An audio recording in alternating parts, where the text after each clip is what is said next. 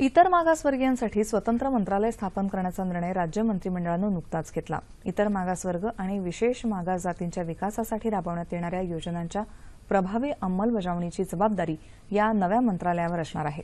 त्याच अनुषंगानं या नव्या खात्याचं अपेक्षित कामकाज आणि त्याची संरचना याविषयी सविस्तर माहिती देण्यासाठी इतर मागासवर्गीय समिती महाराष्ट्र राज्याचे अध्यक्ष आमदार डॉक्टर संजय कुटे आज आपल्या स्टुडिओत आले आहेत। नमस्कार। 9:30च्या बातम्यांमध्ये आपलं खूप स्वागत। ओबीसींसाठी स्वतंत्र खातं करण्याची मागणी गेली अनेक वर्ष होत होती आणि त्यानुसार आता राज्य सरकारच्या कॅबिनेटने हे डिसिजन पण घेतलेलं आहे। त्यांच्यासाठी मुळात स्वतंत्र खातं करावं यासाठी काय प्रयोजन होतं, कशासाठी ही मागणी होती? ओबीसींसाठी महाराष्ट्रामध्ये स्वतंत्र खातं करावं ही मागणी आजची नाही, जवळपास 20-25 वर्षापूर्वीची मागणी आहे। आणि युती शासन असताना 1999 मध्ये त्यापूर्वी इधाते कमिटी नेमून ओबीसीचा या मागण्याचा किंवा हे स्वतंत्र खातं करून त्यांना न्याय देण्याच्यावर एक कमिटी नेमली गेली आणि त्यांनी सखोल अभ्यास केला।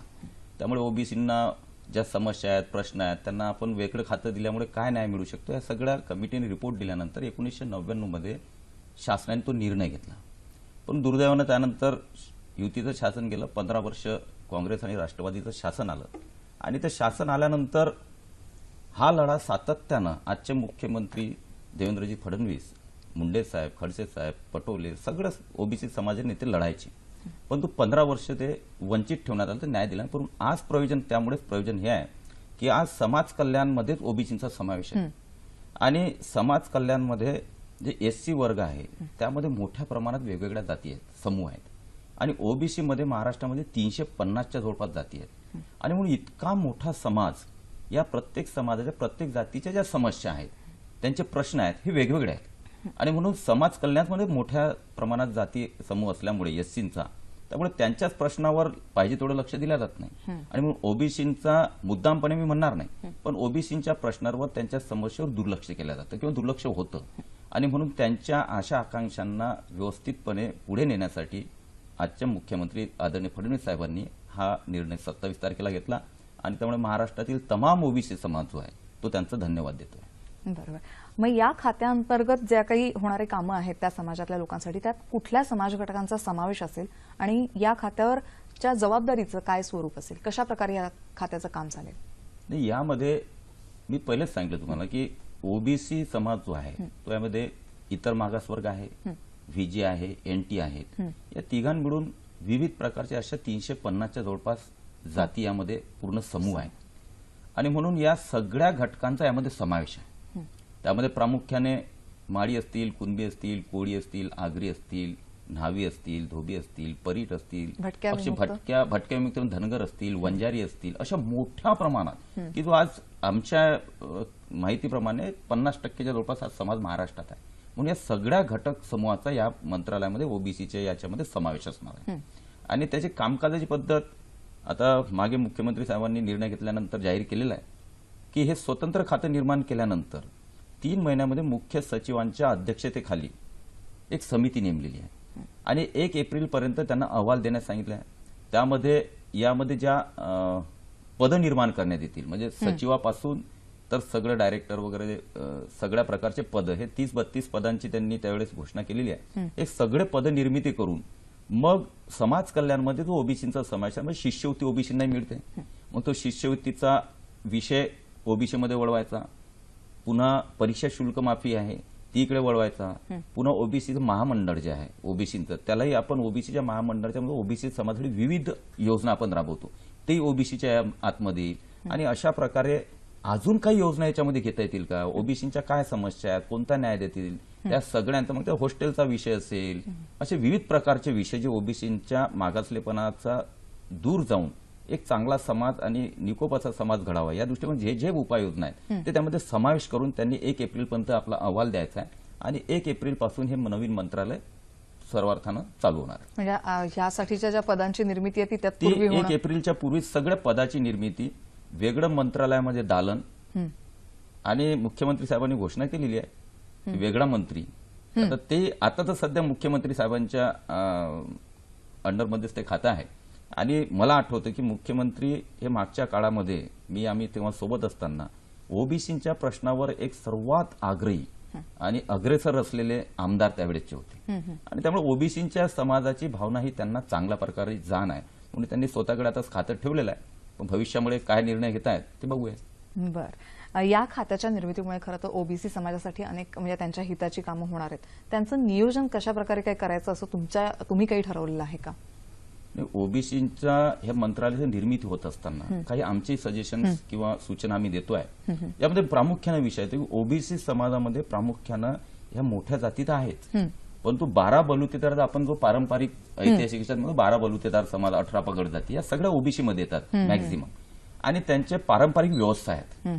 त्यांच्या प्रत्येकामध्ये काही ना काही हुनर आहे. मग ते सुतार असतील, कुंभार असतील, नंतर आपले न्हावी असतील, यांच्यामध्ये काही ना काही प्रकार त्यांच्यामध्ये हुनर आहे, सुरुवातून स्किल्ड आहे. आणि म्हणून आजच्या या आधुनिक जगामध्ये त्या स्किल्डमध्ये डेव्हलपमेंट करून त्यांचं जे हुनर पारंपरिक त्यांच्याकडे जे आहे त्यांच्यामध्ये ऍडव्हान्स टेक्नॉलॉजी आधुनिकतेची जोड देऊन त्यांना एक चांगल्या प्रकारचं जर आता या जगाबरोबर चालवलं तर निश्चितपणे त्या समाज घटकांना जे आहे तो व्यवस्थित न्याय मिळेल आणि म्हणून स्किल डेव्हलपमेंटचे कार्यक्रम या ओबीसीसाठी सगळ्यात महत्वाचे भविष्यामध्ये राहणार आहेत. बरोबर.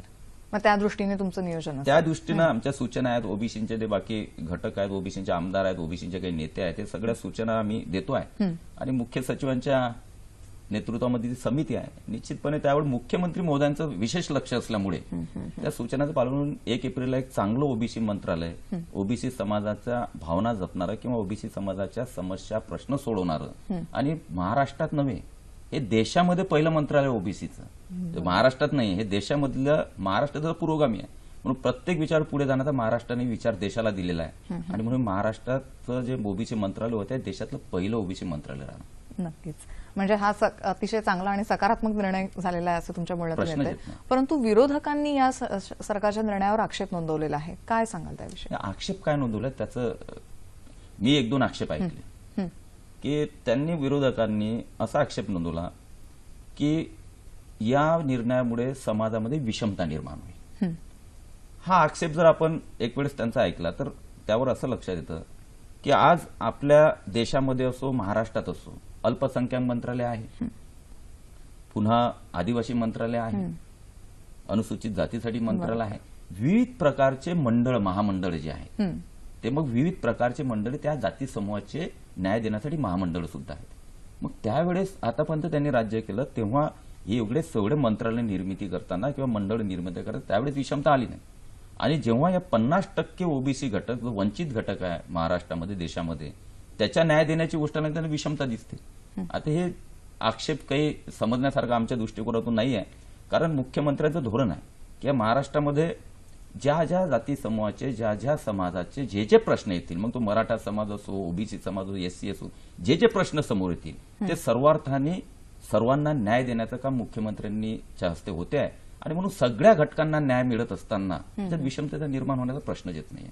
बरोबर. पण यानंतर जर अशा प्रकारे इतर समाज घटकांसाठी सुद्धा स्वतंत्र खात्याची जर मागणी पुढे आली तर त्यासाठी मी तेच मला अपेक्षित होतं आणि हा विषय आतापर्यंत आला नाही पण अपेक्षित असा विषय भविष्यातला आहे आणि ज्यावेळेस आम्ही चर्चा करतोय त्यावेळेस सुरुवातीलाच सांगितलं की आजचे मुख्यमंत्री हे सर्व समाज घटकांचा मन जाणणारे किंवा त्यांना न्याय देणारे आणि त्यामुळे ज्या ज्या समाजाचे ज्या ज्या जाती समूहाचे विषय जसे जसे पुढे येतील जे योग्य असले त्या वास्तविक परिस्थितीमध्ये जुळणारे असले तर निश्चितपणे त्याचा विषय त्या त्या प्रकारे केला जाईल. बरोबर. निधी हा आता कुठल्याही खात्यासाठी अतिशय महत्वाचा असा विषय असतो तर त्या अनुषंगाने या खात्याकरता कशा प्रकारे निधीची तरतूद केली जाईल त्याचं नियोजन कसं असेल त्याविषयी विचार? मी सुरुवातीला सांगितलं की निधी ही सगळ्यात महत्वाची आहे आणि मग ओबीसीचा शिष्यवृत्ती आता चालूच आहे ती आपण महाराष्ट्र शासनाकडून देतोय त्यामुळे तो एक मोठा निधी या खात्यामध्ये येणारच आहे. पुन्हा परीक्षा शुल्क माफीचा आणि मुख्यमंत्र्यांनी फक्त ओबीसीसाठीच ठेवला नाही किंवा एससीसाठीच ठेवला नाही. परीक्षा शुल्क माफीचा निर्णय तर आता ईबीसीची सवलत 2ची 6 वाढवून सगळ्या समाज घटकांना न्याय देण्याचा प्रयत्न केला आणि म्हणून बरेचसे हे निधी मग ओबीसी महामंडळ आहे आजपर्यंत दुर्लक्षित असं ओबीसी महामंडळ आहे त्यामधून स्किल डेव्हलपमेंटचे कार्यक्रम या सगळ्या 12 बलुतेदार आणि सगळ्या समाजासाठी करण्यासाठी त्याच्यात एक निधीची तरतूद करण्याचं ठरलेलं आहे. त्याचप्रमाणे ओबीसीसाठी हॉस्टेल असावेत जिल्ह्याच्या ठिकाणी मुलांसाठी मुलींसाठी त्याचंही नियोजन त्या निधीमध्ये करायचं या प्रकारचं एक नियोजन आहे आणि मला वाटतं की एक चांगल्या प्रकारचा निधी कारण आज जरी ओबीसी मंत्रालय निर्माण झालं ती सुरुवात आहे आणि सुरुवात असल्यानंतर त्यामध्ये चांगल्या प्रकारचा निधी देण्याचं शासनाचा मानस आहे, मुख्यमंत्र्यांचा मानस आहे. निश्चितपणे जशा जशा योजना आणि ज्या ज्या गोष्टी समोर येतील त्याप्रमाणे निधीची वाढ केल्या जाईल. बरं, आता एक शेवटचा प्रश्न की ओबीसीचे जे समाज घटक आता ह्या त्यांच्यासाठीही खात्याची निर्मिती झाली, पण त्यांच्यात आणि सरकारमध्ये समन्वय साधण्यासाठी किंवा एक सुसंवाद अत्यंत महत्वाचा आहे, त्या दृष्टीने कसं नियोजन असेल? साधं सिंपल आहे, कारण आज ओबीसी खातं निर्माण झालेलं आहे आणि मुख्यमंत्र्यांनी आज त्या खात्याचा कारभार स्वतःकडे ठेवलेला आहे. परंतु या सगळ्या रचना तयार झाल्या 1 एप्रिल पासून मुख्यमंत्र्यांनी घोषणा केली की 1 एप्रिल पासून हे खातं याचा चालू होणार आहे कारभार आणि त्यानंतर या खात्याला स्वतंत्र मंत्री देण्याचे सूतोवाच मुख्यमंत्र्यांनी केलेलं आहे. त्यामुळे स्वतंत्र मंत्री दिल्यानंतर तोच सर्वात मोठा दुवा राहणार आहे. मंत्रालय आणि समाज, ओबीसी समाज यामधला सगळ्यात मोठा दुवा हा मंत्री राहणार आहे. कारण 350 जातीचे मला वाटतं की निधी हा प्रत्येक विषयाला लागतो असं नाही. 350 जाती ज्या समूह याच्यामध्ये येतात त्यामध्ये काही प्रश्न असे आहेत की त्यांना निधीची आवश्यकता नाही, पण त्यांना वेळ द्यावा लागतो आणि वेळ दिल्यानंतर ते प्रश्न समजून करून काही GR किंवा त्यामध्ये थोडे काढले की ते प्रश्न सुटू शकतात. आणि म्हणून मंत्रीच हाच त्या दोन समाजामध्ये आणि सरकारमध्ये मंत्रालयामध्ये एक दुवा राहील आणि त्याप्रमाणे तो पुढचं कामकाज आणि त्या समाज घटकाला न्याय देण्याचा प्रयत्न करा. बरोबर.